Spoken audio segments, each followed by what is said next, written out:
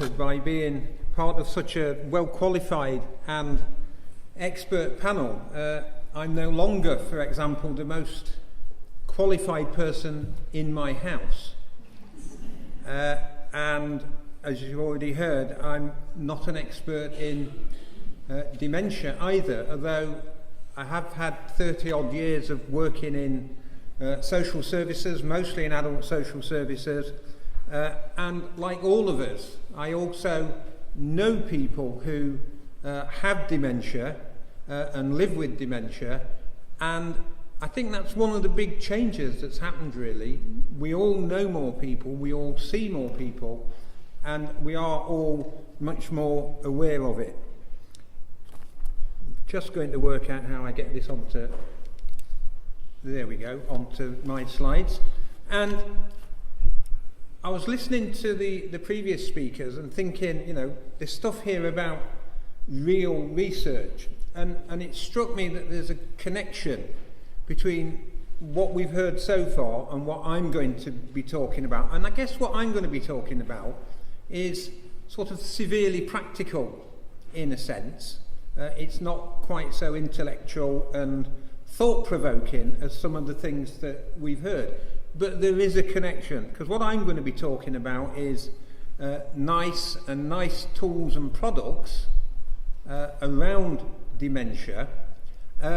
And actually, of course, what NICE is doing is taking that kind of academic research, that kind of hands-on research that happens, and trying to use it and use that evidence to improve the support and the services that people with dementia and their carers get. And the way that we do that is through a range of different products. Now, not everybody might know what NICE is, National Institute of Care and Health Excellence, and as you'll see from April 2013, it used to be the National Institute of Clinical Excellence, and that changed when social care was added in, and that's actually really important. You know, one of the things that we try and say is don't see the condition but see the person, and adding that social care element in is actually a really important part of that. And part of my job at NICE is to make sure that not just the social care guidance programme, but actually the rest of NICE takes account of the social care parts of people's lives, the social care needs that people have, and that we make sure that that is properly incorporated into the guidelines and other products that we provide. So we provide evidence-based guidance, and it's people like my colleagues on the panel who provide us with that evidence, some of it academic evidence, but also through the processes that we have, some of it from people who use services, people who have particular conditions, and from people who are in effect experts by experience. And we produce a range of different things. Some hit the headlines a lot more than others. The ones that really hit the headlines are the technology appraisals, which I've actually got down first on the list there. You know, this is when NICE says this is a drug that should be used, this is a drug that shouldn't be used, or most controversially, this is a drug that is too expensive to be used. So we produce stuff around health technologies, technology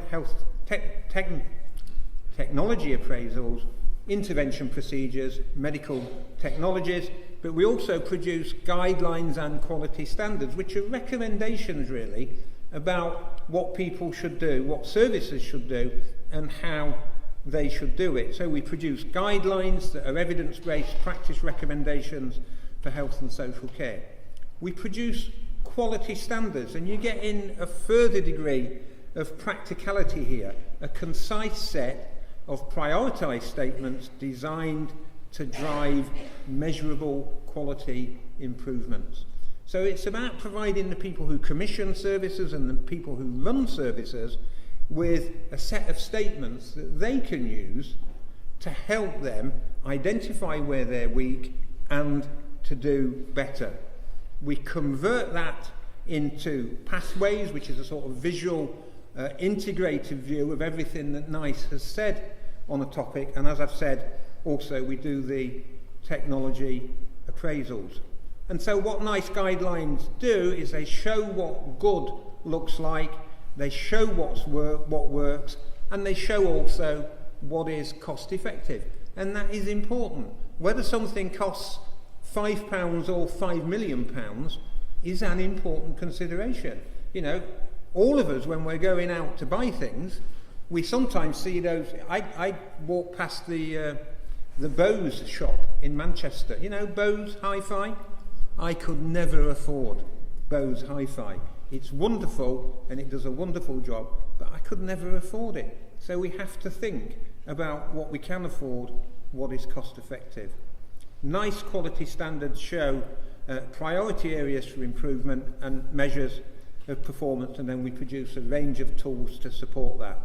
So if we think about the quality standards that we produce, we start off with evidence, we move on to guidance, and then we move on to quality standards. So again, we see that academic research going through a process and coming out the other end as some concise statements about what is good, what works, and how services might be improved.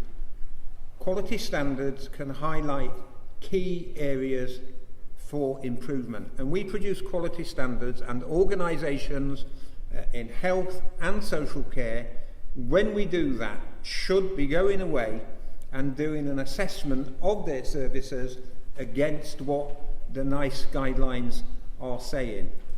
And they should be looking at how relevant those guidelines are to their organisation, how their services compare against those statements of best practice.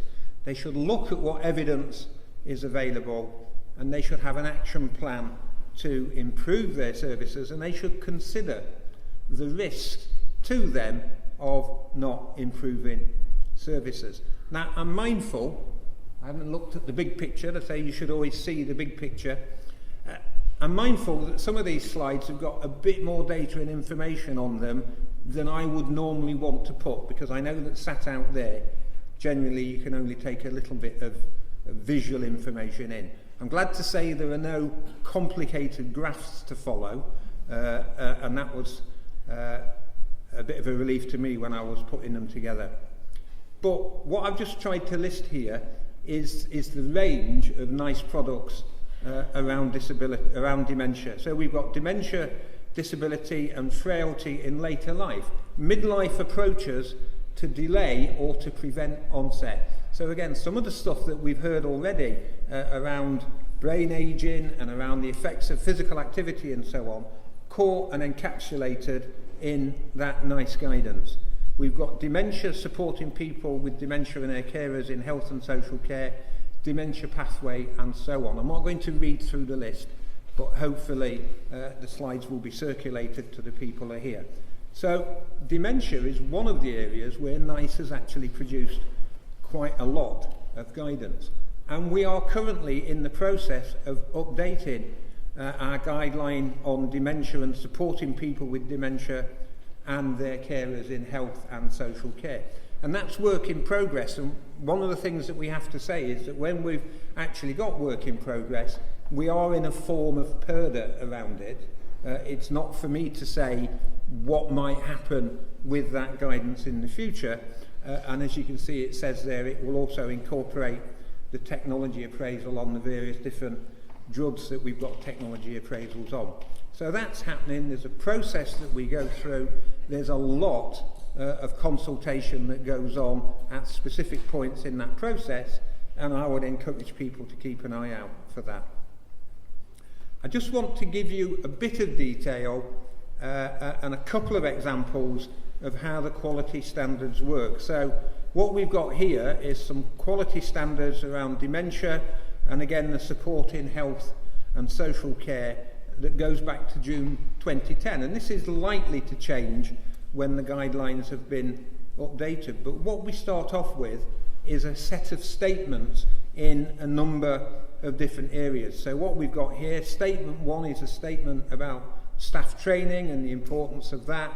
Statement 2 is about referral So memory assessment services, statement 3 about providing written and verbal information to newly diagnosed people and their carers, and so on. And in June 2010, what we came up with was this set of 10 different quality standards.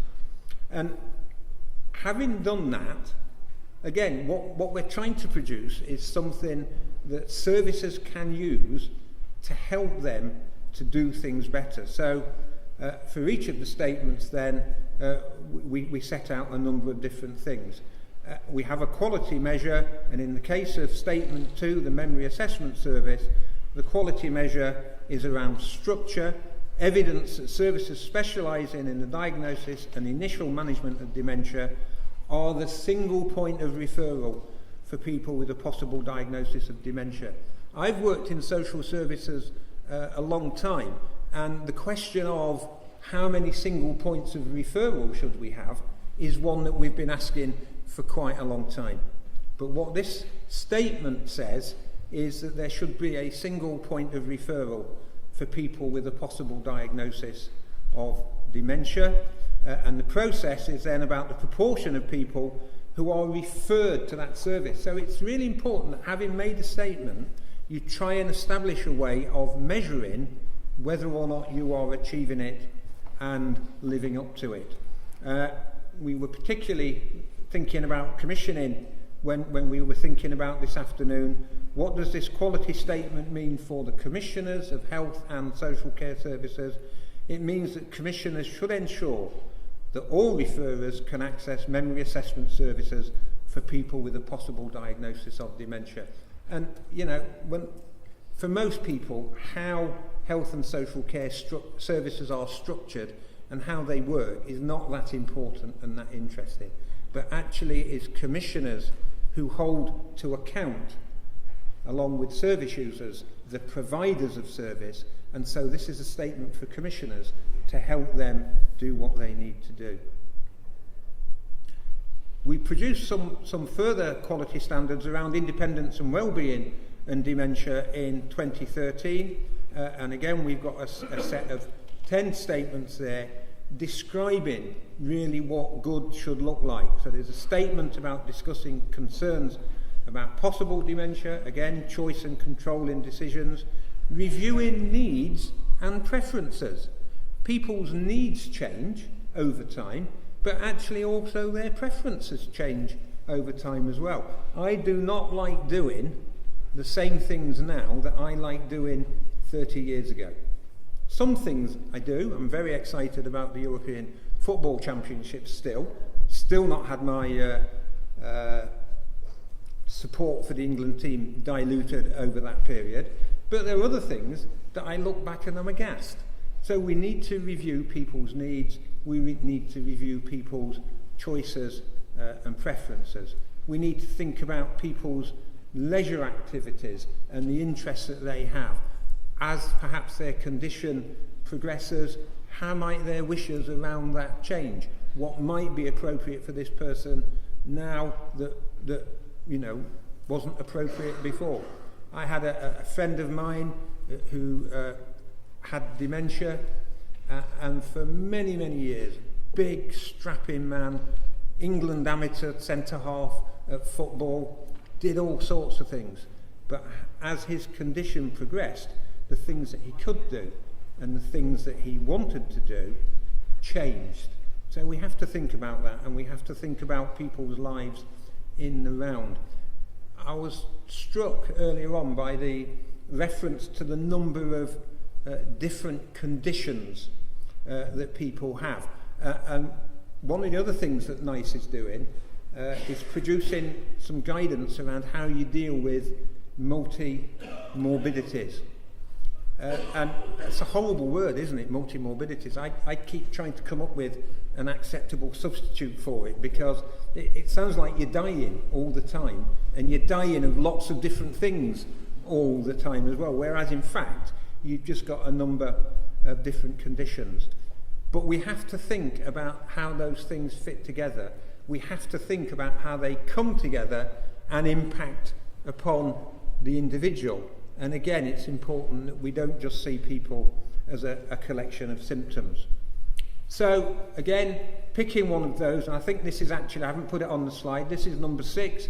We go through a process, we have a quality measure, structure, outcome, and what the quality statement means for commissioners. And then when we've produced the quality standard, we produce a range of other tools and activities to support people in improving their services. So for example, we have a tailored resource for carers and care providers on supporting people to live well with dementia.